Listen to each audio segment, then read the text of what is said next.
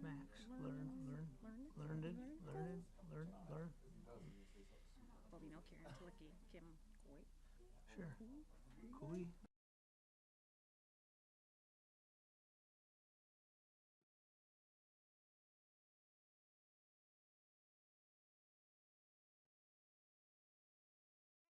It is 7 p.m. I'm going to call this meeting to order. If you would join me in a moment of silence.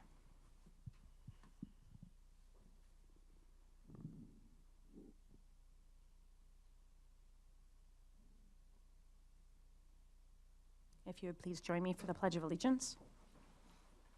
I pledge allegiance to the flag of the United States of America and to the republic for which it stands, one nation, under God, indivisible, with liberty and justice for all. This is an open meeting. It has been noted and posted in appropriate areas. And Cherry, if you could go ahead and do roll call for us. Erica Connor? Here. Will Fredericks? Here. Dale Porter? Here. Art Schneider? Here. Theo Schwartz? Here. Carolyn Simon? Here. Craig Burt? Here. Steve Waddle? Here. Aaron Shelkey here. Okay, thank you. If you have an agenda in front of you, it would be showing citizens' comments next. We're going to bump that down quick behind our student rep reports and our student presentation so that the students can move on when they are done with those. So I'm going to turn it over to Kayla and Mike for a student rep report. For the community education program, the participants of the community education Wednesday gardener class learned about and participated in making container plantings. These classes are held every third Wednesday for $5 each, or for a reduced rate of $10 for the remaining 4 classes. The summer crafts class, glass fusing for beginners, was so popular that all 25 seats have been sold out. The class will be offered again in fall. There are still openings for the summer fitness classes held in June and August.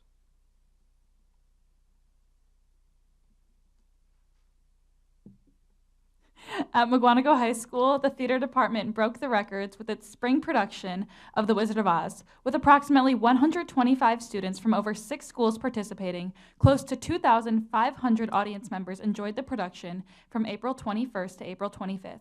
The show garnered over 14 Wisconsin state-level Jerry Award nominations from the independent adjudicators and provided opportunities for students to grow in their singing, dancing, acting, technical, and musical skills.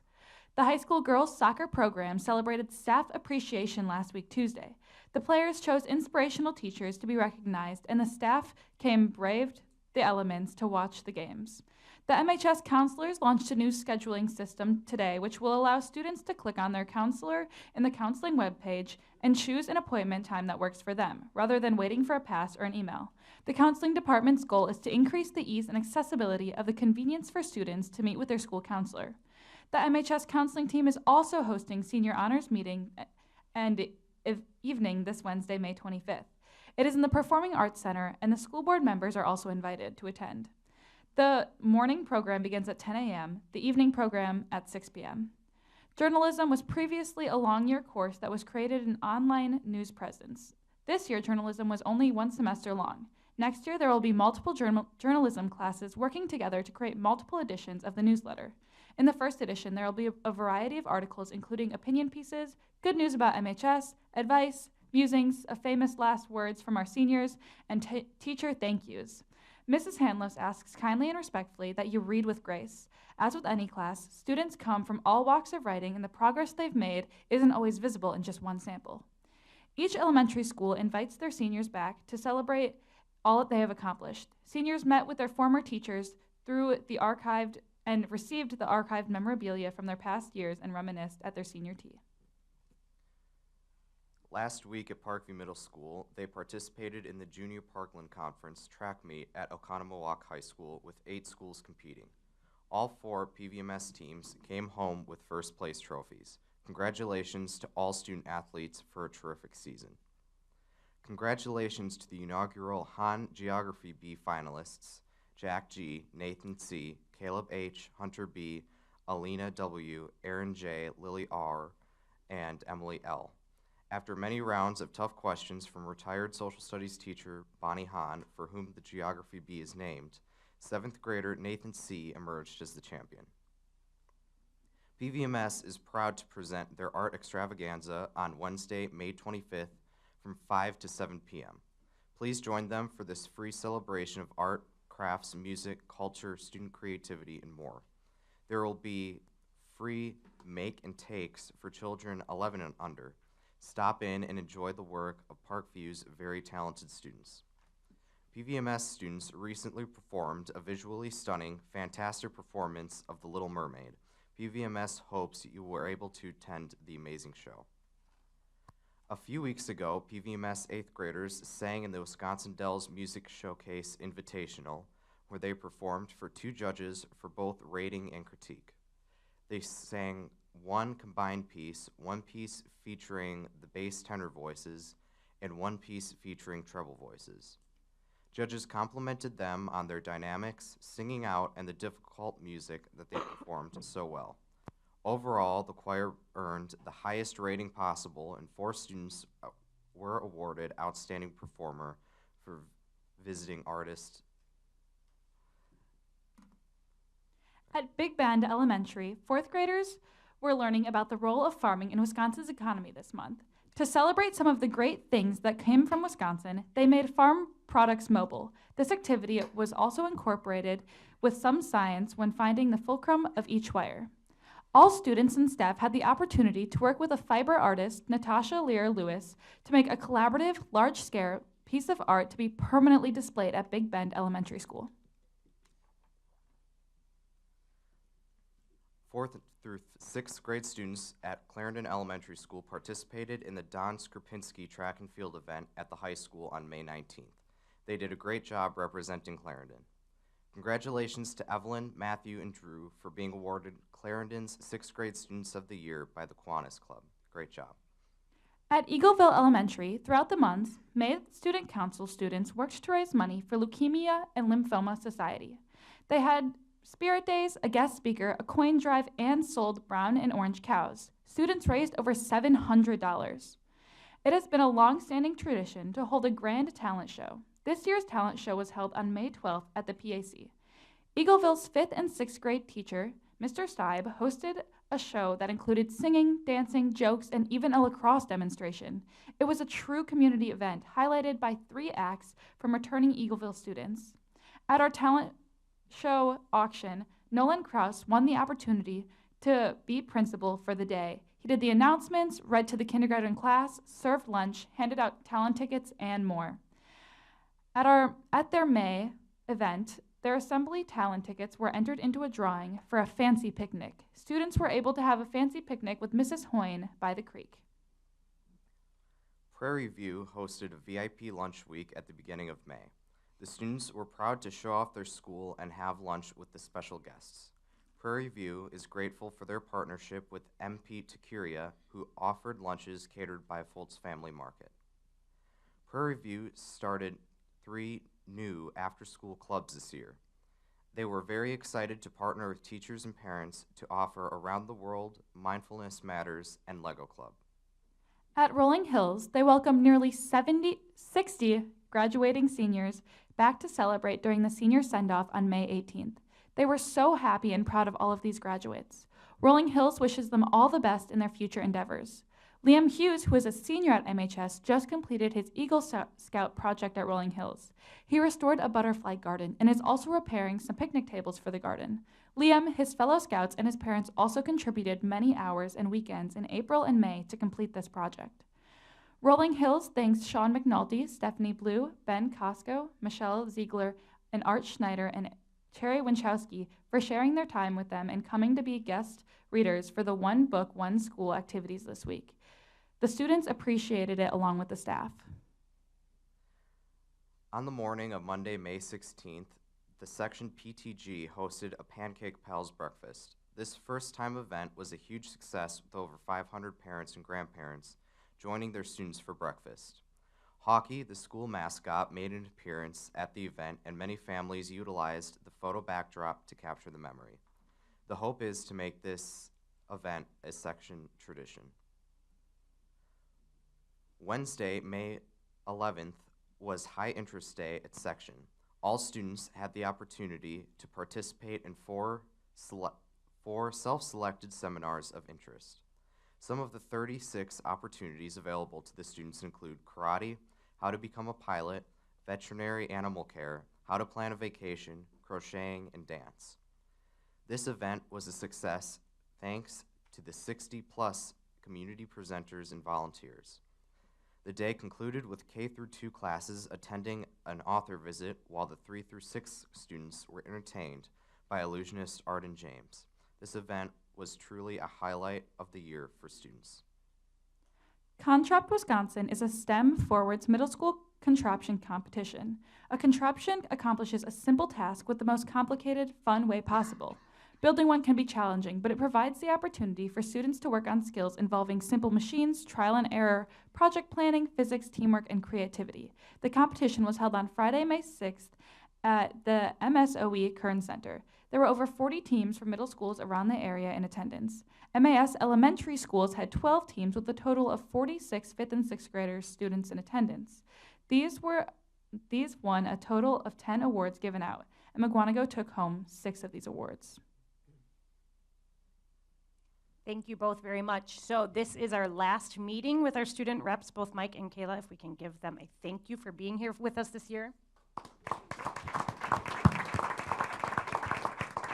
And Kayla, I believe you're graduating in a couple of weeks, yes? Where are you heading off to? I think Belmont in Nashville. Okay. I just had a A little long mix up with story. college. Long story, but I'm going to Tennessee. Tennessee it is. I had a question. With the Wizard of Oz presentation, you said there were 14 Jerry Awards that were nominated. Did we win any of them? Yeah, we won 3. I won 1, Layla, who played Dorothy, won 1, and then Ava Elba, who played the Good Witch, won So 1. you won it for the Wicked Witch of the West? Yeah. Congratulations. Good luck. Thank you both for your time this year. And we are going to move on to our MHS Shield Help Desk Technicians and Patriot Pen Essay presentations. Okay, so Sammy, you can come up to the table if you will. Each year, 68,000 students in grades 6 through 8 enter the VFW's Patriot Pens Essay Contest. Sammy Wiebelhaus from PVMS is joining us today. Sammy took first out of 688 entries in the district. She then went on and took first place in the state of Wisconsin out of 4,825 students. And she then went on to take 23rd place out of the 68,000 entries in the nation for her writing.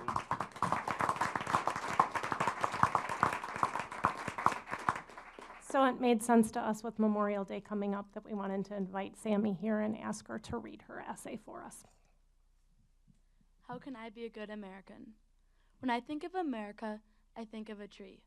Our ancestors started with foundational roots, and over the past 245 years, we have come together to make, in my opinion, the best country in the world. How can America got this way? Because of all the great people that have contributed to our countries over the years. How can I be a good American and leave a legacy for the future generations? To me, a good American is someone who does their part in living up to their potential, accepts people for who they are, and appreciates our freedoms. One important way I can be a good American is to live up to my potential and use the gifts and talents that I've been blessed with.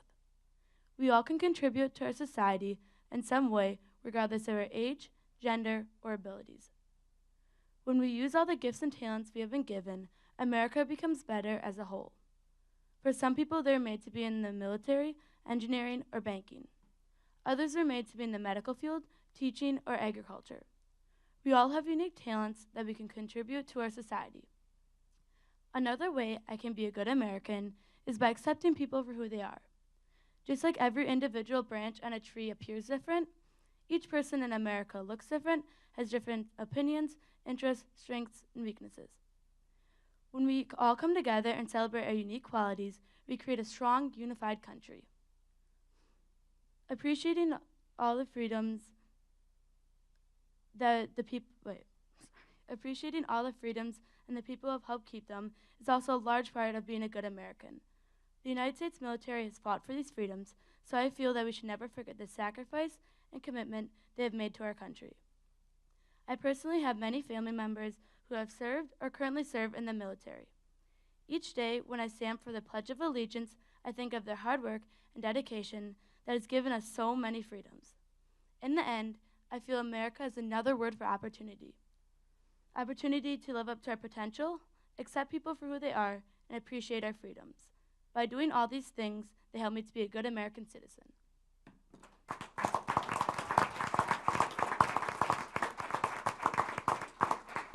So Sammy's an 8th grader at Parkview, and her mom wanted me to make sure to mention, as did Sammy, that Pat Falk always does this activity in 6th grade with Rolling Hills. And so Sammy said she remembered that and reached out to Pat, who helped her with make sure that she got the essay turned in for submission this time. So we want to give a shout out to Pat too. Congratulations. Congratulations. Wonderful Thanks for essay. coming. That was wonderful. Congratulations. President Wiebelhaus. I can see it. And then we also want to welcome 2 of our students from the IT help desk.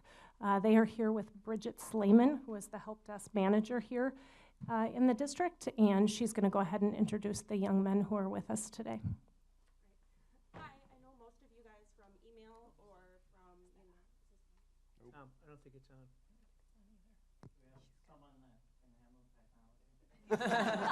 Hello, now it's on. So I know most of you guys via email. I've set up your Chromebooks. You've probably reached out to me via email, so hello. Thank you. So I am the IT help desk manager here at the district, so I work with these students and also all of the district to get Chromebooks and all of that. I have 2 of my students here, Ethan Winkleman and Andrew Bloom, so I'm going to just explain a little bit of what this program is, and then I'm going to kick it over to them.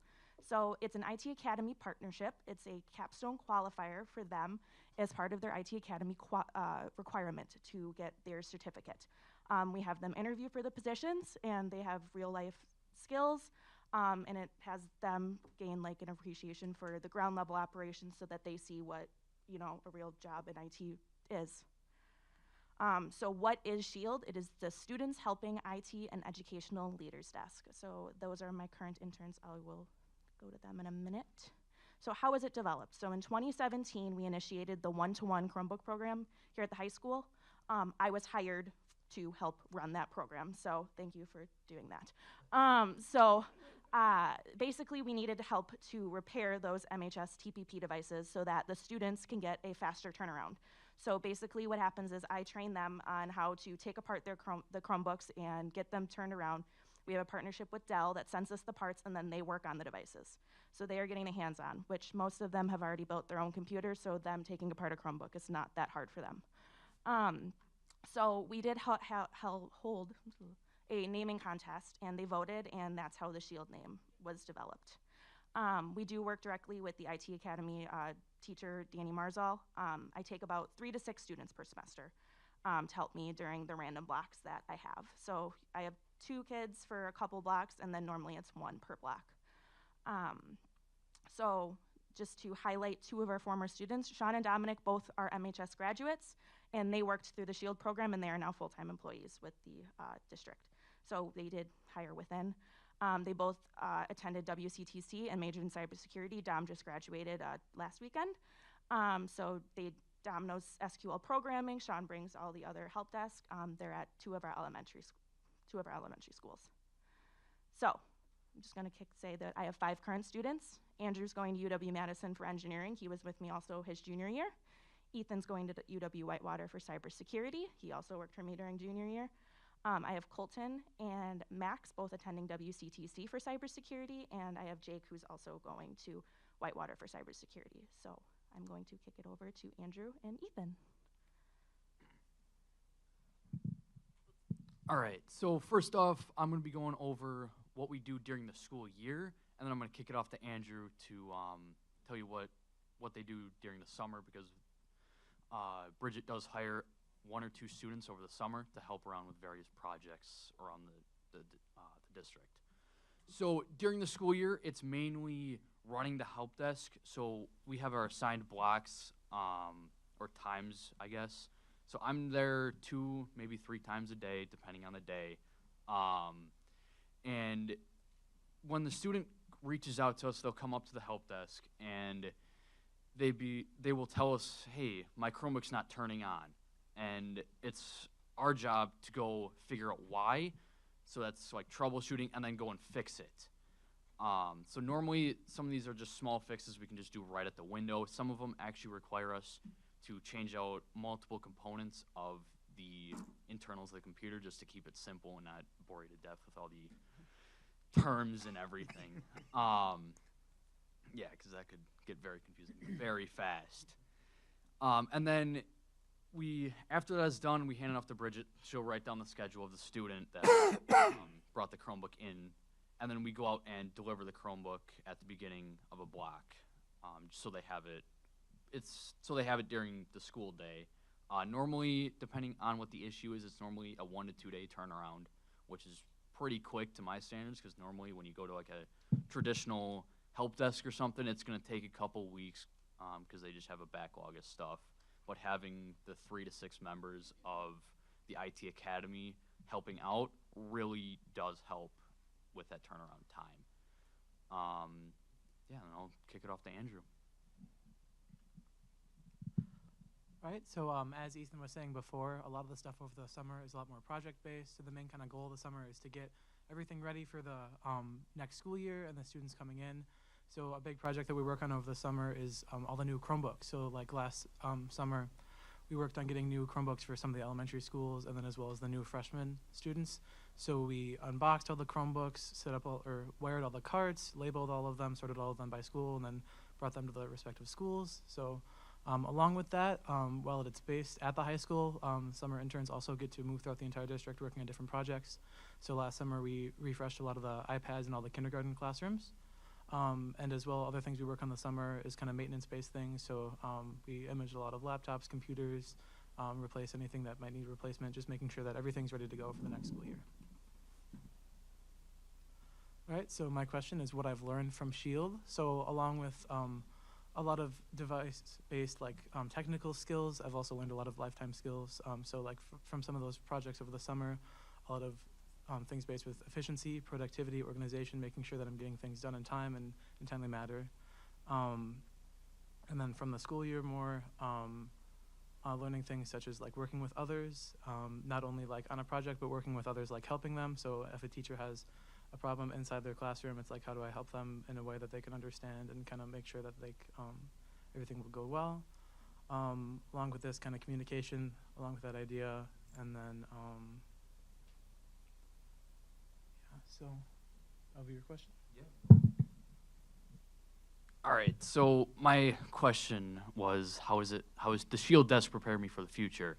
So it's really customer based because it is a customer service job.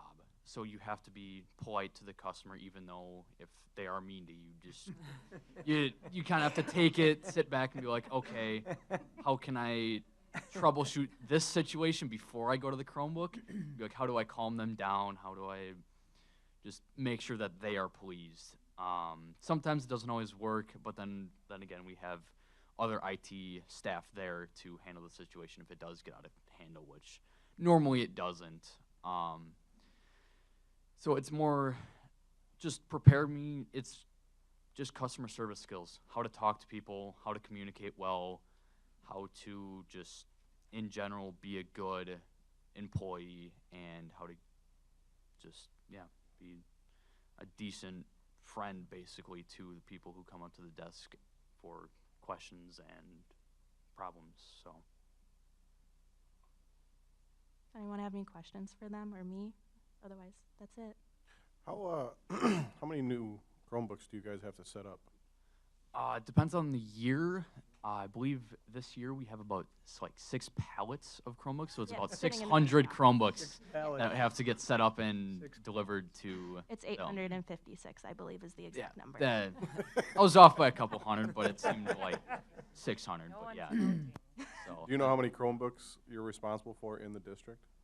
So us interns are only required to help out with the high school.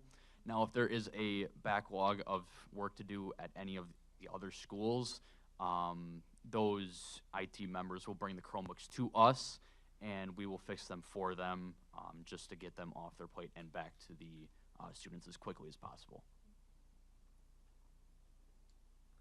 So you guys are kind of a big deal, right? Just a little bit, yeah. Congratulations, awesome. Thank you. So to paint the picture for you, there's like a desk. Did we have a picture in the school that students take their computers to and say, help? And that's you guys. It's right behind yeah. all of us. It's behind the two of them. It's, yeah. So they walk up to the window, and then I open the window, or they open the window, and they ask their question. And then we get it turned around, and then we find them in their classroom. So It's a great resource, and we're grateful to have you guys there. Great Thanks so job. much for what you do. Good job, guys. Yeah. Nice job. All right. Thank you, Ethan and Andrew, for joining us tonight and all the work you do. Thanks also, Bridget, for being here. Okay, so we are going to back up to citizens' comments. As a reminder, we take items that are on the agenda. I see everybody's here for SEL, which is great. On the agenda, Craig will be our timer. You do have 3 minutes per citizen comment. He'll give you a heads up as you get close, but we're going to go ahead and start with Mark Summers. If you want to come up and make sure you're speaking well into the microphone for us.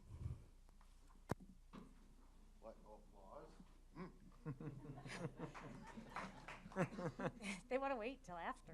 Oh, okay. Well, I'll give them something to applaud, hopefully. All right.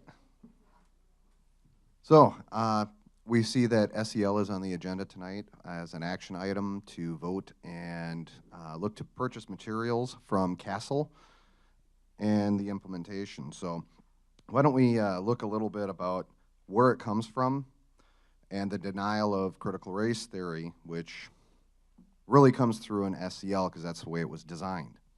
According to Castle, the main vendor for this curriculum that we're looking to use, the process through which all young people and adults acquire and apply knowledge, skills, and attitudes to develop healthy identities, manage emotions, and achieve personal and collective goals. Feel and show empathy for others, establish and maintain supportive relationships, and make responsible and caring decisions. Based on this principle, the proponents of SEL call for focusing less on academic content and knowledge in schools and more on cultivating students' attributes, mindsets, values, and behaviors. SEL activists tell parents that their product is transformational tool that will stimulate greater academic achievement and personal fulfillment for students. Many academic experts, however, argue that the evidence supporting these claims is shallow and that SEL presents tremendous risks to students' psychological development, violates students' privacy by collecting personal data, often without parents' consent. And you can look that up for the curriculum that we're looking to use for K through 6th. It says that that's voluntary about notifying parents, and seeks to mold children into the type of human being the government deems most useful to the economy, society, and the state. Do parents disagree with their children being responsible, empathetic, and emotionally mature? No, of course not. Parents typically view themselves as the primary moral educators of their children. Those values are taught by family and religion. Parents expect public schools to teach their kids basic academic disciplines like math, English, history, and science. SEL attempts to replace family and religion with a government-endorsed morality curriculum with the ultimate objective of filling the void of secularism in public schools. That, my friends, is indoctrination. Mark, 15 seconds. All right.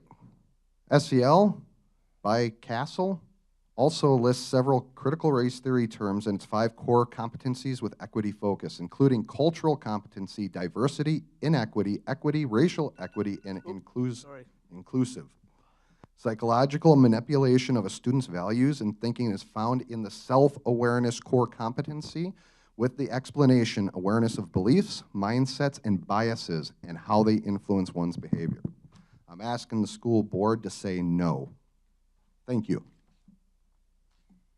Thank you. Next, we have Kim. I'm going to say your name, last name wrong. Cooey. Thank you.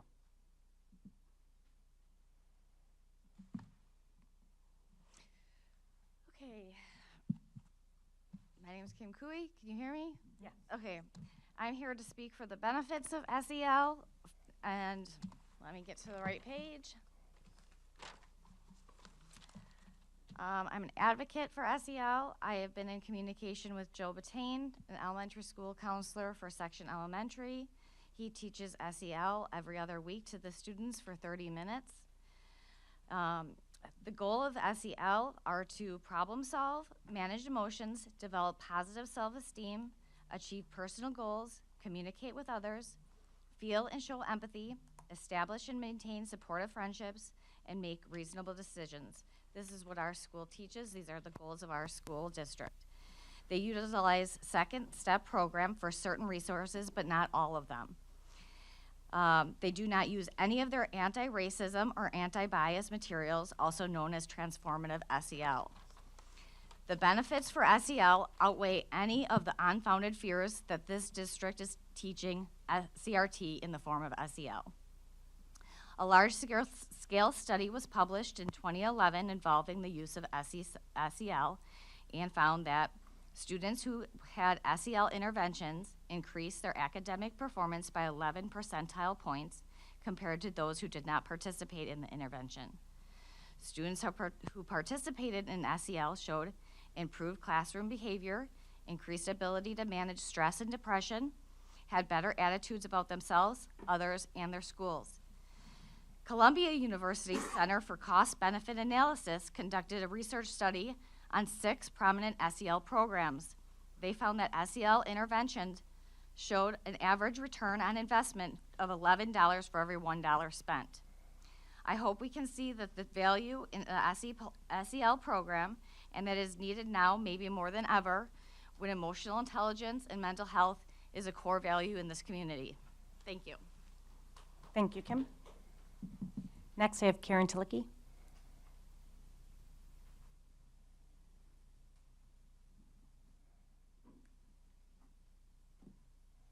Thank you for letting me speak. I would have to ditto everything that Mark had to say, as well as I also did read the benefits that the previous person actually talked about as well. However, I would have to disagree with her in the sense that it creates a groupthink. You lose creativity and individuality. The whole, from the very, the student that gave her nice essay, just listening to her, you could tell how she so loves this country. And I guess my take is, if you love this country, it is truly a nationalism that that young lady emitted. So I guess with that, it's really a choice over nationalism versus globalism in the indoctrination of having something, like, if we're so broken, like, why are we doing this? Because that would be my question that you need to think about, is why do we need to change the curriculum to an SEL? Are we broken? And if we are, how long have we been broken? Because why haven't we all been informed about how broken we are to change this curriculum? And I think if we were broken that long, then every one of us is some piece of brokenness, if that's the case. So our curriculum, we created a great school, we create great things, and in order for us to continue to create great things, why are we scratching everything to actually create something different that's divisive and it's controversial? Why are we going there? That would be my question for you. I really want you to really contemplate and discern this, because there are a lot of parents, maybe on both sides, But I do feel that if we really think about it as the look of the loss of the individualism, that I think would create less productive people, because they're not doing what their gifts are. And that's what that young lady had to speak about. And that is so important. And that is the American dream. We need to keep that. 15 seconds, Karen. Thank you. Thank you, Karen. I have Max learn. That's enough? Okay, sorry. Oh, there, you're good. You're all good. If I can just get them vertically challenged here.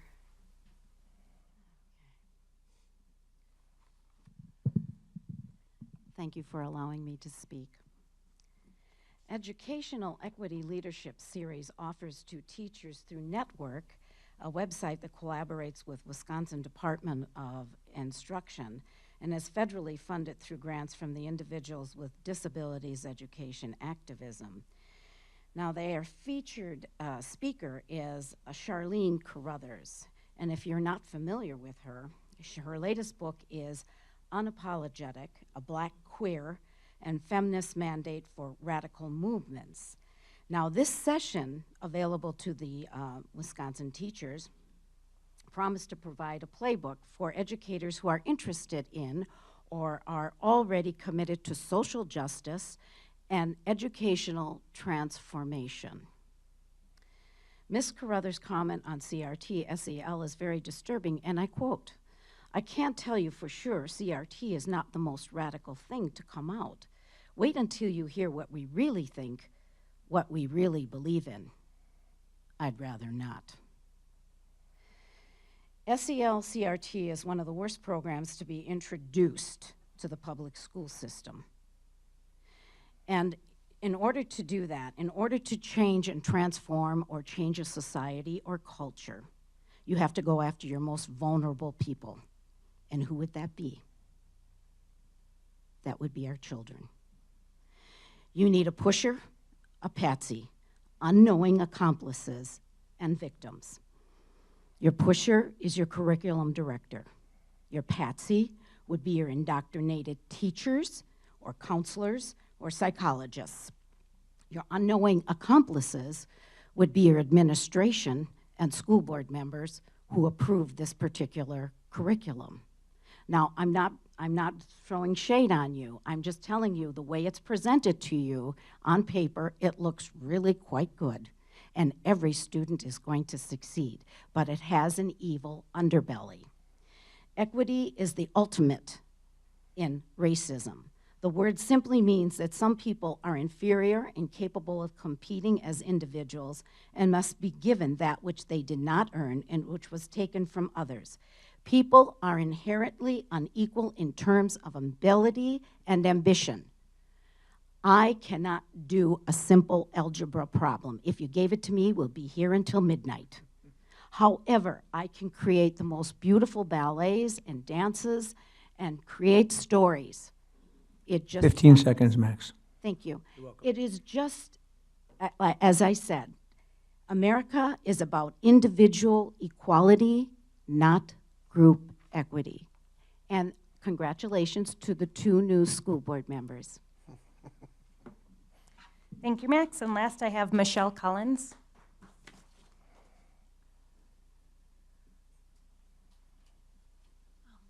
Hi. I am just kind of asking an open-ended question. I know this isn't a dialogue, but I think it would be most helpful for me and many parents, for the board or the curriculum and instruction member to draw a line and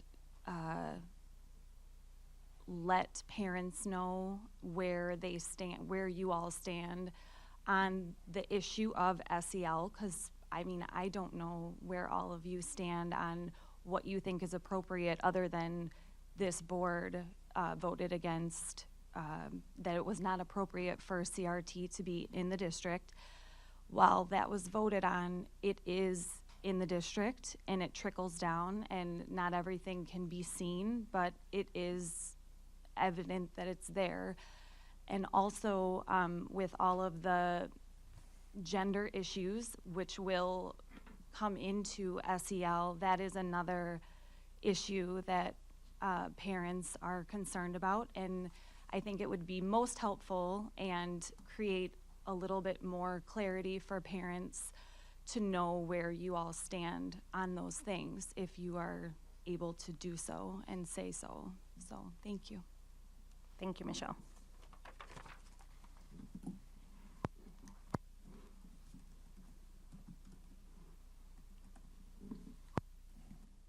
As soon as I can re-log in. Okay, we are going to move along to our consent agenda. I am looking for consent and the approval of school board meeting minutes for April 25th, 22, as well as special meeting minutes from the month of May 2nd, 9th, and 16th. I'm looking for approval of voucher numbers 137017 to 137377 in the amount of 2.1 million and change, and receipts for April 2022 totaling 1.8 million and change, as well as for the consent and approval of the October 2022 MHS band trip to Chicago. Do I have any questions or comments? Hearing none, they are approved by consent. So we will move down to our Student Learning Committee update. Jerry. Okay, in our meeting, we discussed our social study curriculum and documents, which is going to be addressed when we get to action items. We discussed our SEL curriculum process, which will be discussed when we get to action items. And we also discussed that we are working very hard on our website so that the curriculums are out there for parents to see. They are able to go and get examples of what's going on so that there is clearness of what is happening in the classrooms. We just approved the band overnight field trip.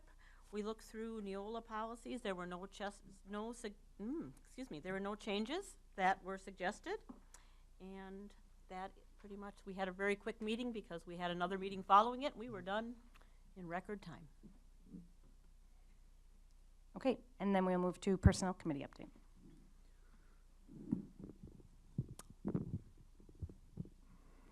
Thanks, Steve. Thanks, Erica. So I guess I'll start with the some bad news. Our condolences to the Porter family. Janet Porter was a 29-year employee at the MASD, and 1993 to 2012. So we're sorry about the loss for the Porter family. We have some service recognition. Steve, if you don't mind, I'd like to read these. Absolutely. 40 years of service, Rebecca Bachhuber, pretty amazing. She's a great person. God bless her. 25 years of service, Julie Hanisch, Craig Huselman, Shannon Korth, Nicole Naparella, Tina Otto, Jody Pease, Renee Shallow, Terry Weber, and in 20 years of service, Sandra Beckwith, Kyle Barton, Pamela Lang, Justin Last, William Plant, Candace Schroeder, and Annette Strickler. So very, very, very happy about those people. Awesome people. Thank you. Steve, you want to go into the support staff hiring? Absolutely. For food service, we are still looking for a food service assistant for 4 hours at the high school, and also a 3-hour food service assistant at Prairie View. A food service assistant / cashier, 4.5 hours at the high school, and a part-time van driver for 5.5 hours. We're also looking for 3 custodial positions, limited term, full-time limited benefit positions at the high school, and also a special education aide at the high school and a student monitor at the elementary. Thanks, Steve. Teaching hiring update? All right, not changed too much from the last time we discussed it at the Personnel Committee meeting. We're still looking at hiring at Big Bend for a 4K halftime position, an MHS interventionist position, Parkview STEM teacher, Clarendon 5th grade teacher, 2 512 math coaches, MHS business and marketing teacher, a math teacher at the high school as well, and a Prairie View 2nd grade teacher. And just as a note for today, Stephanie Krenz is moving on, so we'll be hiring an assistant principal at the high school. Pretty amazing. We have 51 applicants for the 5th grade job. It's awesome. Absolutely. Substitute fill rates and local starting salaries. All right. There's a good deal of information that we were able to gather from TOC. The teacher fill rate is pretty comparable in terms of other districts, and they report that is good from their perspective. Obviously, that's tough on teachers, administrators, families, and students. Teachers in Call did provide several districts information in terms of how much they pay for subs. Interestingly, they did say that they are somewhat reluctant to share which district is offering what, simply because they're concerned that by sharing that freely, it just causes people to continuously up their raises and up their raises and up their raises. That being said, I know a good number of the HR directors in other spots, and we do share that information, and so we are pretty comparable in that regard. So the biggest area where we struggle is with aid substitute teachers, someone that come in and provide that support. That's the area that we struggle with the most. And so when we're struggling with subs, oftentimes what ends up happening is we have to pull people out of positions like guidance counselors, interventionists that would be doing that work and assign them to a classroom. Sometimes we have administrators teaching in a classroom, and sometimes, at least for a brief period after from this fall-winter time frame, we had district office that was headed to buildings to support as well. So when we don't have the teachers in place, it does create a series of, we get the job done, but it does present its own challenges. Thank you, Steve. All right, thanks. And then we will move into Finance and Facility Committee update. We reviewed current budget. Tom has us right on target as usual. Tom presented a case for some prepayment of debt. That's an action item that we'll bring up later. We looked at a couple transportation routes that had very low attendance, so we've got an action item for that to reduce 2 routes. We also have an action item to increase the Dossman transport rate. And we went over next year's budget, and Tom gave us scenarios for that, where we're looking at for there. And we also discussed using a collection service for unpaid fees. Anything to add, Tom? No. Okay, then we are going to move right into action items. First, we have appointments, resignations, and retirement.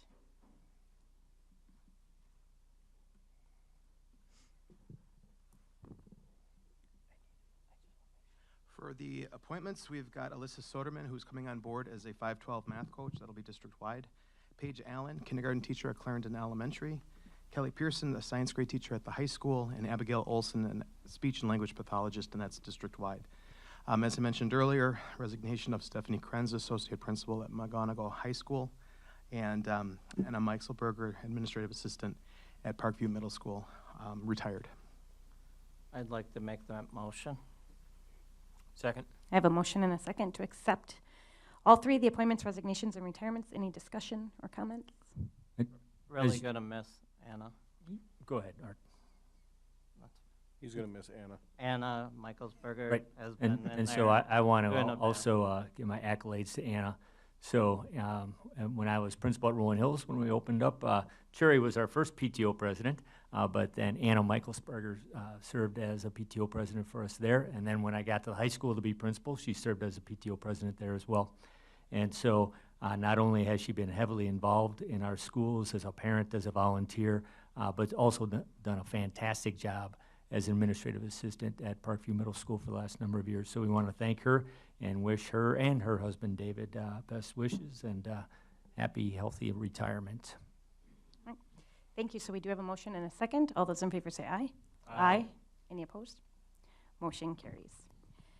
Next, we are looking for the approval of a resolution authorizing the transfer of funds, the establishment of an escrow account with respect to and the defeasance of certain of the taxable general obligation refunding bonds that are dated December 1st, 2022.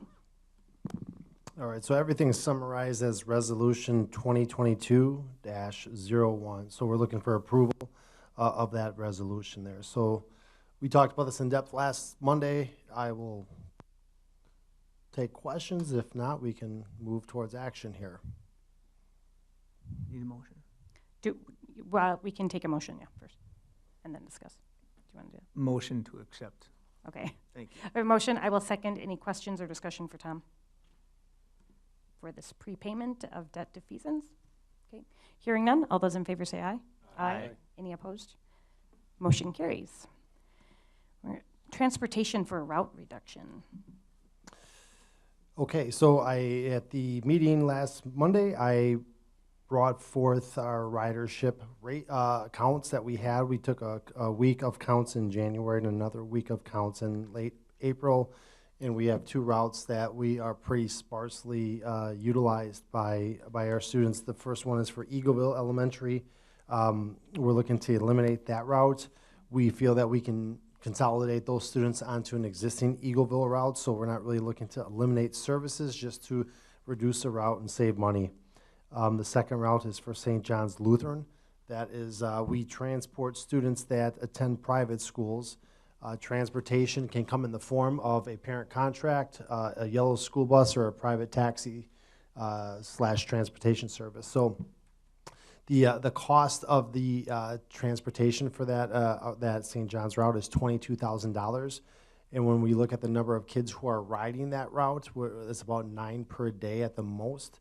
That exceeds 150% of the average cost of our students. So anytime that you offer transportation to private schools, which we have to by law, when that cost, you wouldn't create a route for just 1 student or for 3 students. The average cost for those 1 or 3 students would just be well in excess of your average cost per student. So when that average cost exceeds 150%, you don't have to offer transportation anymore. Not in the form of a yellow school bus anyway, so we will move the parent contracts for those students. But we do everything that we can to get kids onto yellow school buses. We just would no longer dedicate 1 sole route for St. John students, if that makes sense. So we're just looking for action on the reduction of those 2 routes. I'll make a motion that we reduce the bus route. So we have a first from Craig and a second from Joel. Any other questions? I'd like to know maybe a cost savings involved, Tom. $22,000 per route. Did you say that right? Okay. Yeah. Thank you. You're motioning on both, consolidating and then parent contracts for St. John's? Oh, you need 2 separate motions? If you make it as one, that's fine. I'd like to make a motion that we reduce the bus routes, and what was the other one, Steve? Move to parent contracts. Move to parent contracts, thank you. So it's only if you don't want to do both. Was that? I was just looking for clarity. Okay. Thank you. Okay, so we have a motion. Second. And a second. Any comments or discussion, questions on that? Okay, all those in favor say aye. Aye. Any opposed? Okay, motion carries. And then we'll move into the transportation rates for next school year, 22-23. All right, so we are looking to just establish a new rate of pay for all of our routes that we have with Dousman Transport. The Finance Committee is recommending a 3% increase. So that's the recommendation. If you have any questions, I can answer them right now. I'd like to make a motion that we go ahead with the 3% increase for Dousman Transport. I have a motion and a second. Any other questions or comments? Okay, all those in favor say aye. Aye. Any opposed? Motion carries. We have the 2022-23 calendar modification. So as we discussed last month and at the Personnel Committee, due to the various different municipalities using our elementary schools as election sites, no problem in August for low turnout primary, but on November 8th, much higher turnout election expected. And so we are recommending, and the Personnel Committee approved, that there would be no school for K through 6 on Tuesday, November 8th. I would like to make that motion. I'll second. Okay, Vito will second. Any comments or questions? Okay, all those in favor say aye. Aye. Any opposed? Okay, motion carries. We have the second step curriculum teacher resource purchase. And Christine and Stephanie are here. So I'm actually going to switch 6 and 7 if I could. Sure. Before I ask you to adopt the purchase of the resource. I'll discuss the K-6 SEL curriculum. So throughout the course of the year, Christine has come to Student Learning Committee to update the committee on the work that she has been doing with our K-6 counselors in the district. Just to give a recap, first of all, please do keep in mind that the SEL curriculum that we are asking for approval for is our curriculum written in our district. We're not asking you to adopt something that is a nationwide curriculum or even a statewide curriculum. It was written by employees in our district for our students here in Mukwonago using the state competencies that are recommended for SEL curriculum. This is not new to Mukwonago. This is not new that we are teaching SEL curriculum. We've been teaching SEL curriculum for quite some time in our elementary schools. When Christine came in her position as Director of Pupil Services, she actually was looking for consistency in what was taught K-6 and transparency in what was taught K-6. I'm not sure we could have sat in front of you 4 years ago and told you exactly what was taught for an SEL curriculum in K-6 in all of our buildings. This process has actually streamlined and made a situation where we can speak to what is happening in kindergarten for social emotional learning through 6th grade. We're not asking you to adopt one resource where we just take what they've written on a national level and say this is what we're teaching our kids. When we ask for the purchase of the second step curriculum, we're actually asking for a resource so that we can use the pieces that we find that we should be using here in Mukwonago.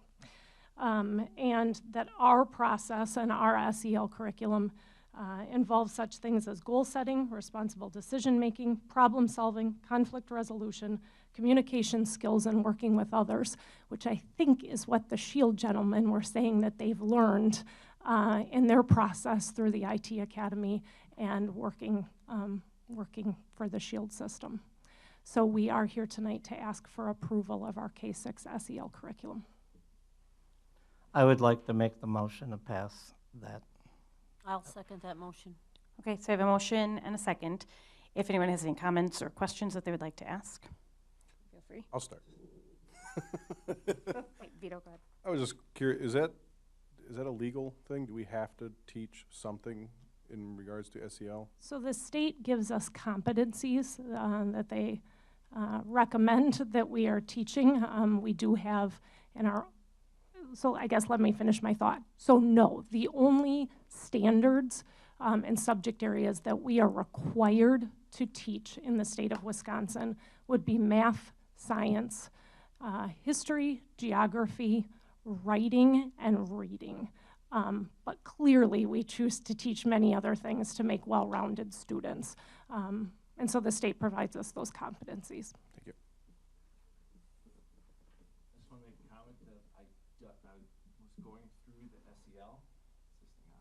Doesn't sound like it. It doesn't.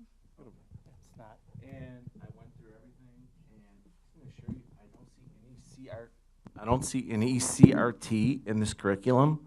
I think they did a great job going through this and reflecting our community's values. I clicked on links, and I found Elmo talking about people being the same and different, being different, like he was putting on freckles versus, and then how they were the same. They had the hands, eyes, ears. There's also teachings in there, what I learned in Catholic school. The golden rule, treat each other as you want to be treated. That's what I saw in those. I looked at the programs, the teaching material. I saw no CRT in this curriculum. It was all things I would teach my kids. Thank you. I would like to echo that as well. I diligently went through and clicked on everything and every link and read through it all. And it's a nice curriculum that we put together, tailored for our community and our community's beliefs, because we don't believe in having CRT in our classrooms. And I appreciate the work that you guys put into that, because it's great to have that, how not to be a jerk, and all of that great stuff that we want our kids to learn, and we want that reinforced in schools. So, thank you. I would echo as someone who has gone through the curriculum that, Stephanie, I appreciate you sharing, like written in-house by our staff for our community. So we're not purchasing a box curriculum. I've also gone in and sat in some of these classrooms, and it's a lot of like how to control your temper, or like good practical things, but things just, I mean, there's bullies, there's how to act, care, tell. It's how to be a good friend. I mean, this is in 4th grade, things that I think are very important. I do believe and have confidence in our district and on our staff that their priority, as well as ours as a board, is that parents are the primary source of morals and religion and all of the things that we don't want to be that primary source. We want to make sure that we are educating our students in a way that is beneficial without being or taking over that parental role. That's not our place. But we do see, like a statistic was mentioned earlier, that through SEL, through emotional health, we do see students achieve, and that is what we are primarily about, is making sure our students learn, grow, and achieve, and in no way taking away any sort of parental roles from them, my belief. I know gender was mentioned. I don't see gender in any of these discussions. I don't know if anyone else has anything. I just want to add too, if parents, if you see something that you don't like, please contact the teacher. And in my short experience here, anytime I've addressed administration, it comes back very quickly, and they respond very, very well. We've talked about the SEL / CRT for years, it seems. I think we should put it. I think we should put it to kind of bed that our what we believe in is our homegrown SEL, and we're good to go. I should mention too that I think another strength in our district is that our K-6 SEL curriculum is taught by our counselors. And so it is not that that we've got this curriculum document and then every teacher throughout the district has to interpret that document and figure out how to teach that. Christine works very closely with our counselors. Shout out to them for working on this curriculum, and Christine for doing that throughout the course of the year, but they're the ones to deliver that. And Christine has regular meetings with those counselors to have those discussions. I think it's worth noting that the reason we have this, and this is for hopefully everybody that can hear it online. The reason we have this is because there's issues. There's issues with behavior. There's issues with things that the school probably isn't used to dealing with. So we're trying to figure out a way to minimize the issues. It's great to be able. I'm one to say it all the time. That's a parenting issue. That's a parenting issue. That's a parenting issue. But the reality is not all parents are as involved as others. So it puts a school in a unique position where you have to, what do? You have to do or try to do something. I know a lot of people are against it, and none of us want our kids being indoctrinated into stuff that we don't think is right and stuff like that. But there are kids out there that are not, that need help being taught right from wrong, sadly. So, and they have to interact with the other kids, and they have to be in school with the other kids. So we're trying to figure out a way to make it happen and make it work. It's the best we can do. I know these guys are doing a great job, and they know where the community stands. So it's not like there's this nefarious people in the back. It's Stephanie. I know her. She's pointing things out to me that are in the books.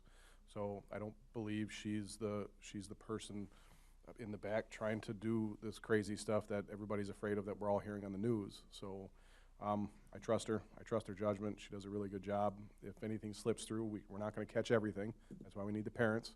If anything slips through, if any links slip through, we want everybody to be involved so that we can all work together to get this done the right way. Anyone else? I do have a motion and a second on the table. So all those in favor say aye. Aye. Any opposed? Okay, motion carries. And then we'll step backwards to the step 2 curriculum. Yeah, thank you. So then following that, one of the resources identified that we would like to purchase to help supplement the curriculum that we've written is the second step curriculum. That would be a total purchase of $37,786.50. I make a motion to purchase that curriculum. Second. I have a motion and a second on the table, and that is for a 5-year purchase access to it. Any questions or comments regarding second step? Do we only have access to the curriculum that we've selected? There's no other things in there? So if there are certain chapters or things that we did not want to include, there's nothing else included in that? It's just the K-6 I guess I'm not sure what your question is. If there are certain things from that second step curriculum we chose not to include in our homegrown curriculum, those items won't be included in the books or the online resources. Is that? We only, correct. Okay. Yeah, I just wanna we'll make only sure give that- students access to the things that we've involved in our curriculum. Okay. Yes. Any other comments or questions? Okay, I have a motion and a second. All those in favor of the second step curriculum purchase, say aye. Aye. Any opposed? Okay, motion carries.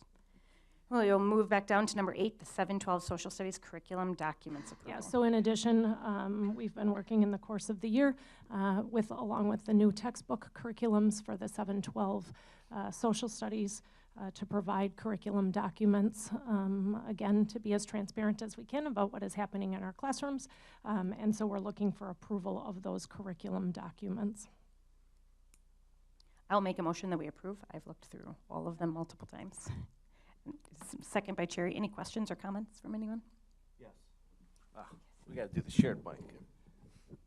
I spent many hours on this, and I do have a problem with this curriculum. If you click on a few of the links, I believe it's called the Living Room Candidate, and you file through there, there's a lot of negative, a lot of biased material in there favoring one side over the other, which I totally disagree with. There's a lot of social and financial inequities in there, income inequalities, a lot of things. And I couldn't, when I was clicking on the links, a lot of links I couldn't get into to see the material. So I'd have a hard time voting for stuff that I can't read. But just based on the stuff I could get into, I have a lot of concerns with that. Dale, are you able to point to the link that you're referencing? I read it as well. He showed it to me this morning or when we got here. And U.S. government, units 512.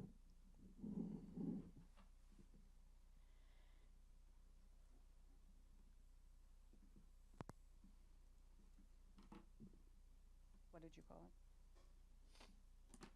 There's a link called Living Room Candidate.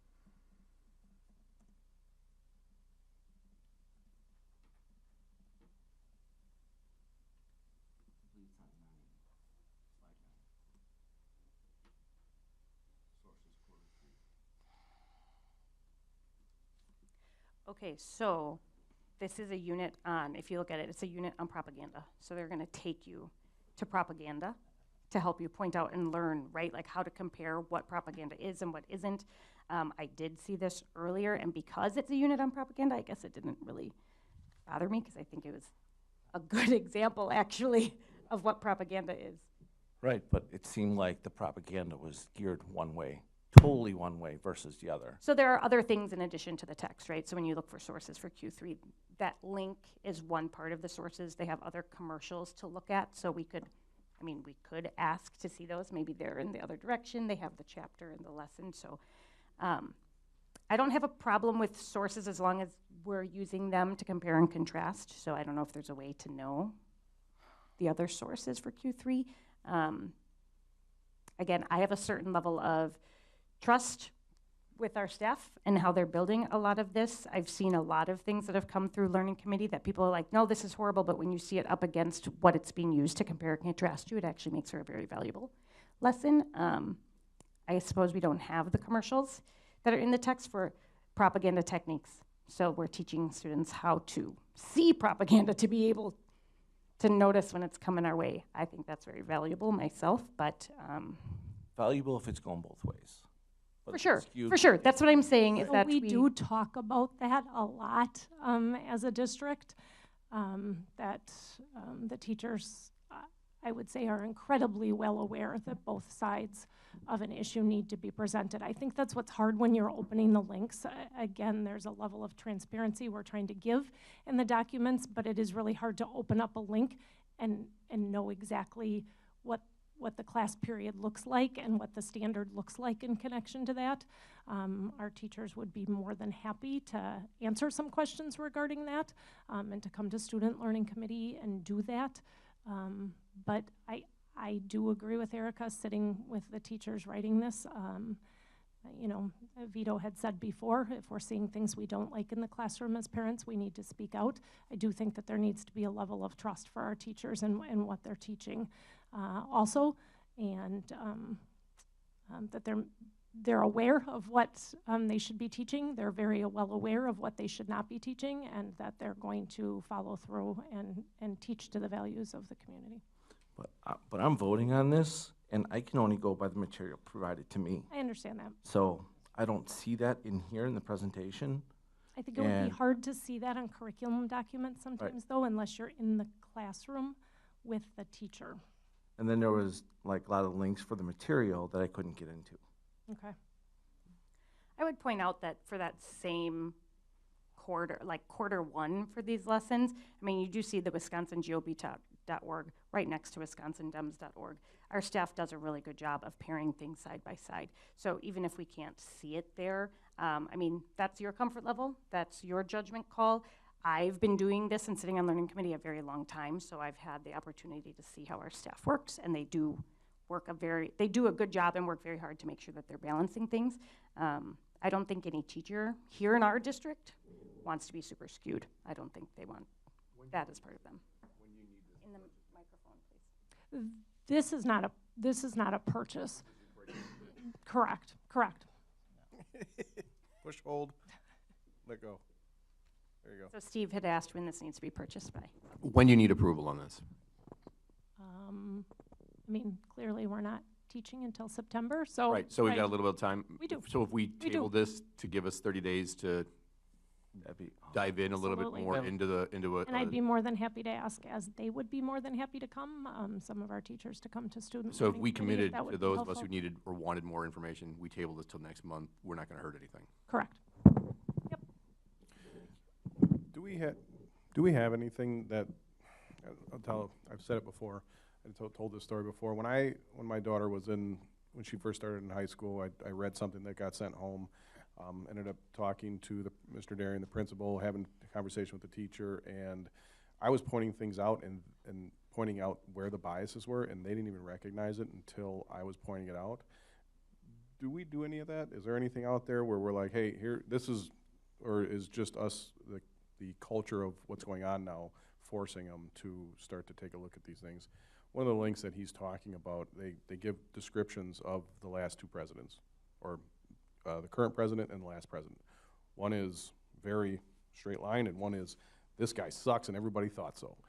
And it's very, very obvious, but without somebody actually pointing it out, it doesn't, it's the same thing that I had to point out to the teacher who had been doing it, and he was legitimately shocked that he's like, geez, I can't believe I didn't see that.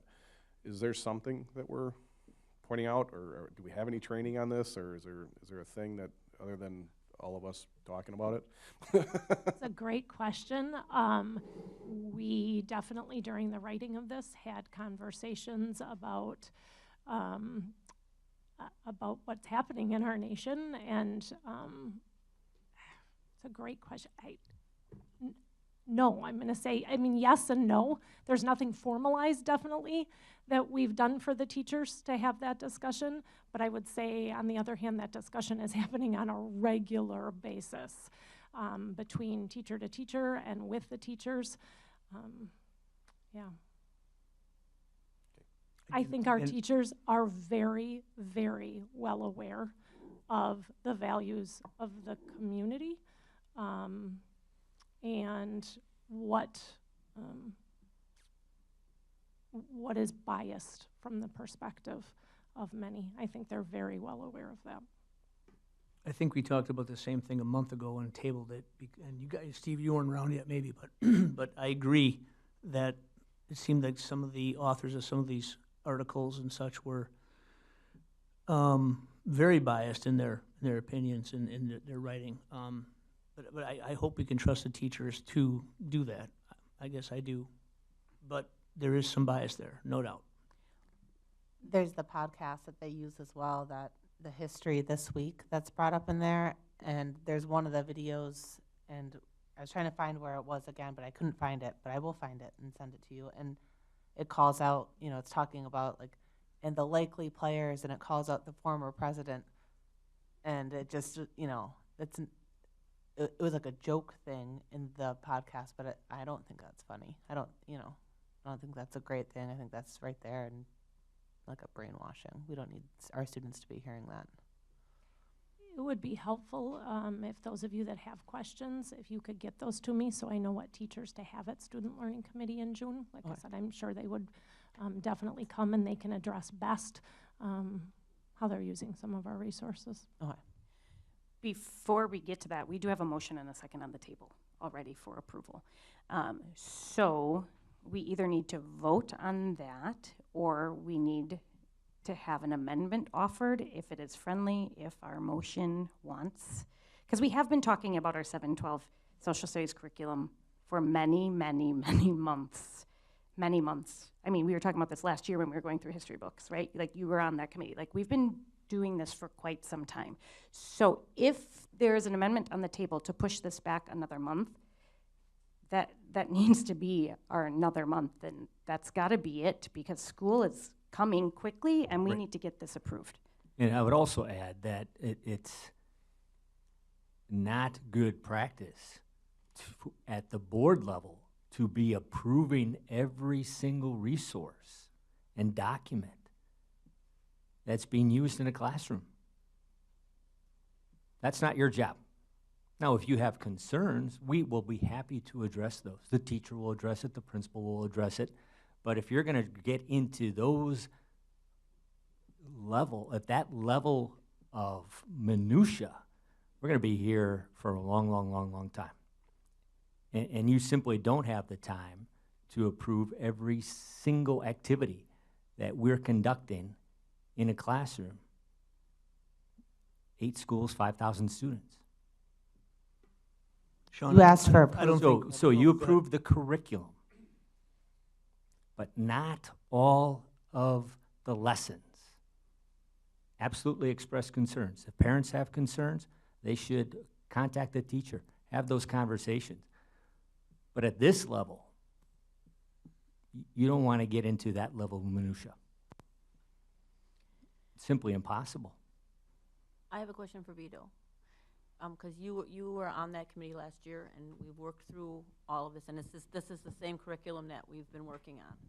And do you feel that having sat on that committee and having worked through it, and if you had brought any concerns forward to the teachers, that they were not addressed in a manner that was acceptable to you?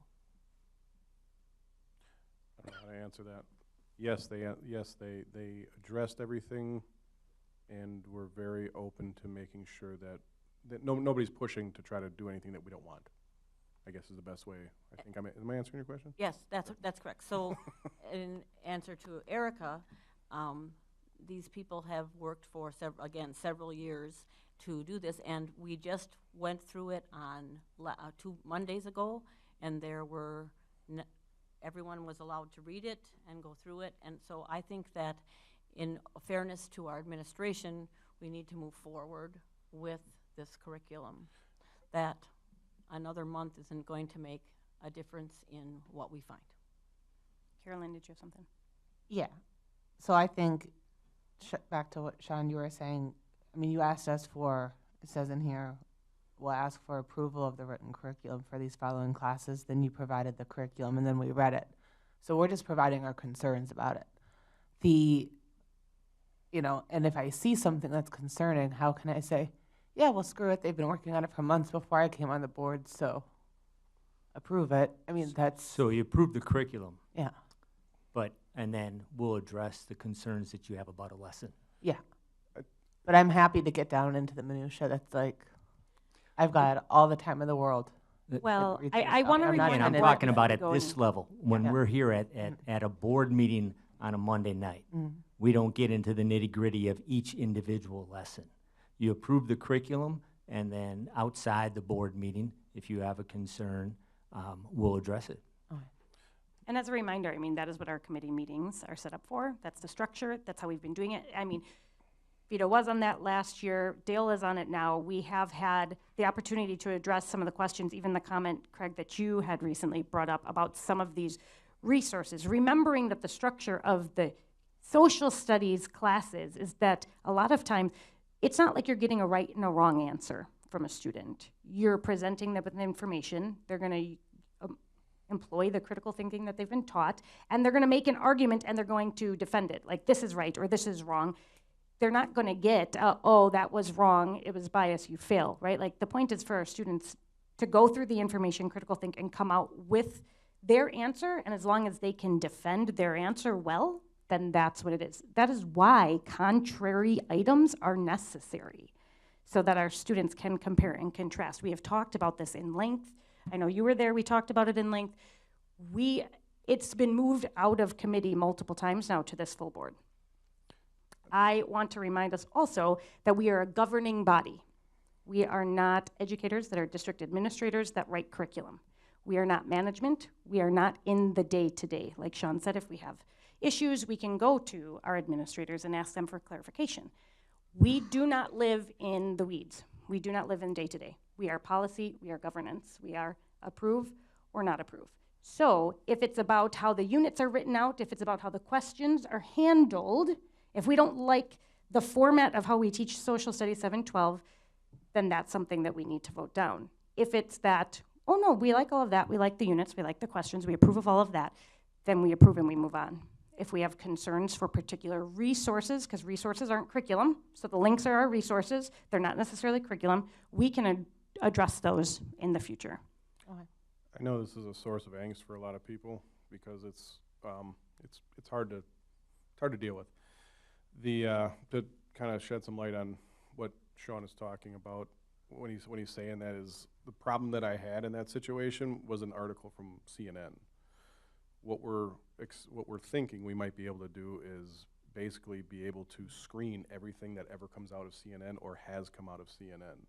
There's going to be some good articles in there that aren't super biased and that are written. That's the resource is the CNN. They have a special thing just for schools to use. So that's the resource. That certain things are approved and they get to go here and pull stuff from there.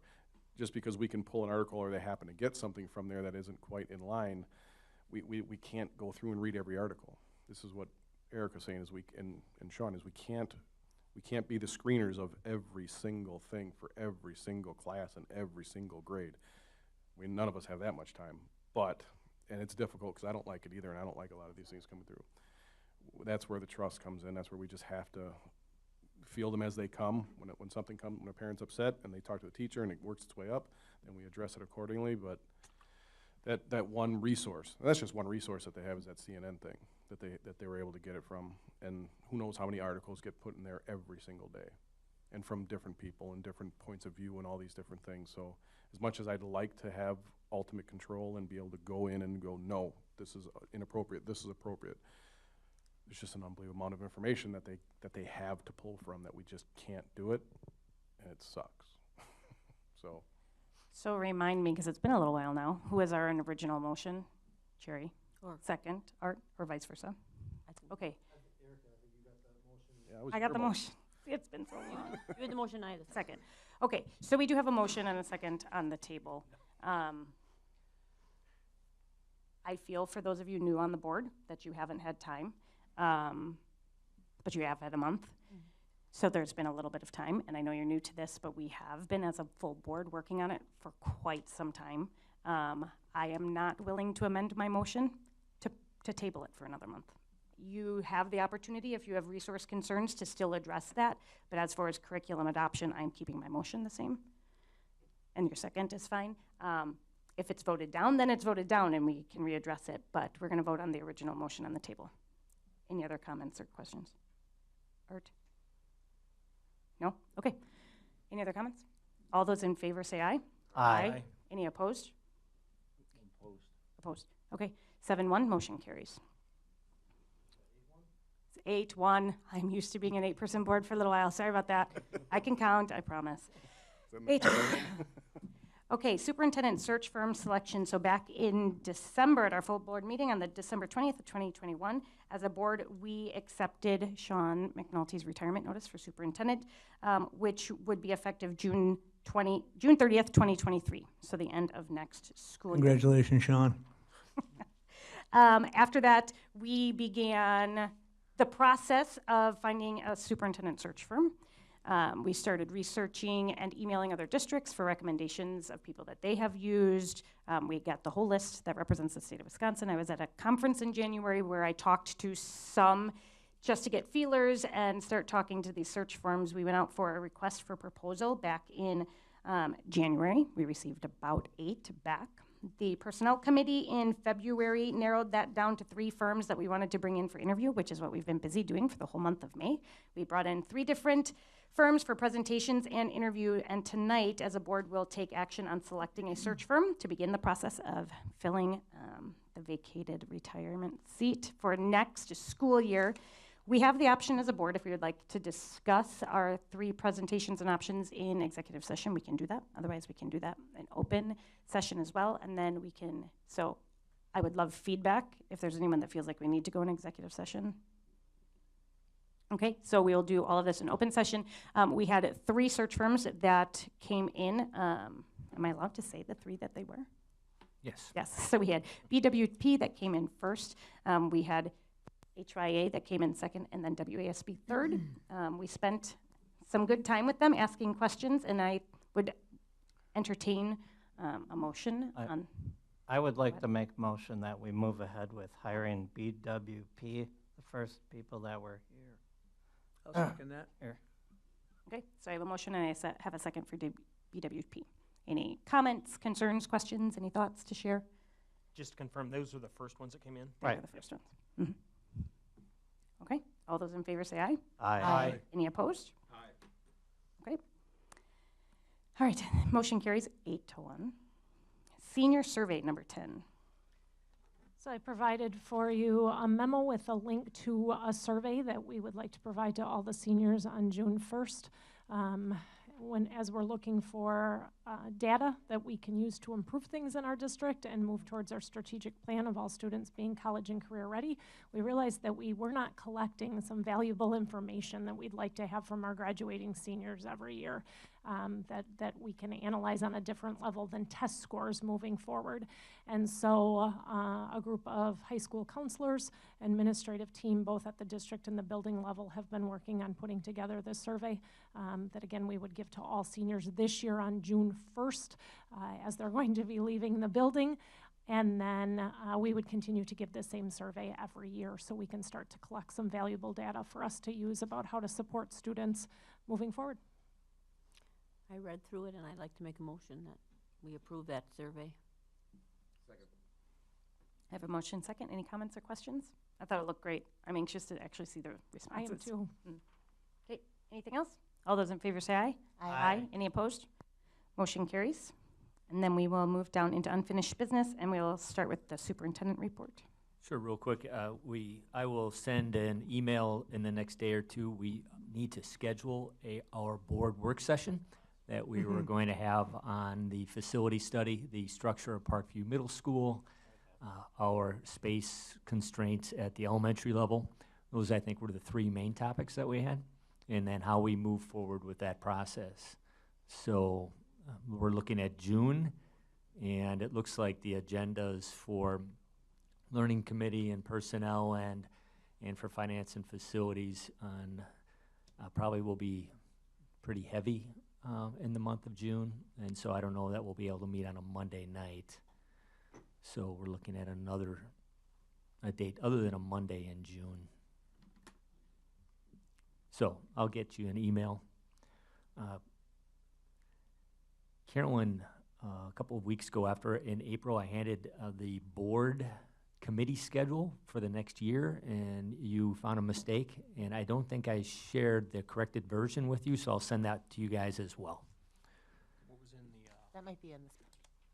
this was in our folder? Oh, it's in the folder. Okay. Oh, I'm sorry. I didn't realize it was in the folder. So there you have the corrected version. Great work, Shane. Sean.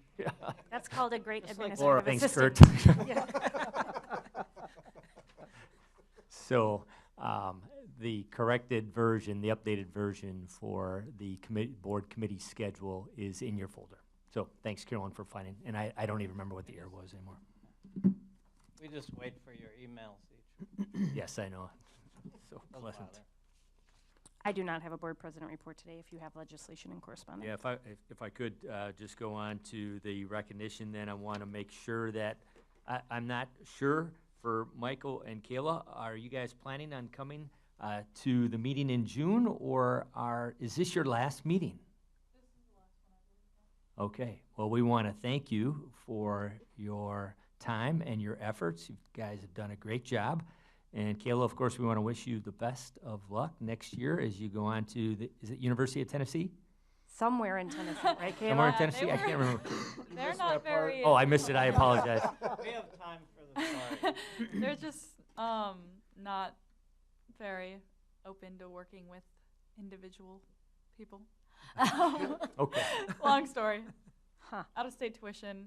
We long understand. story, yeah. Yep. So wherever you end up, you're going to do great. We know that, and best wishes. And of course, Michael, we hope you come back to Mukwonago High School next year for your senior year. Yeah, good luck. Yeah, but we do have a gift card and a thank you card for you guys. Thank you. Do I get to keep this? Yes. Oh, yeah. Not the holder, just your name. Thank you. Thank you. Thank you. That dollar we're gonna save. Thanks, you guys.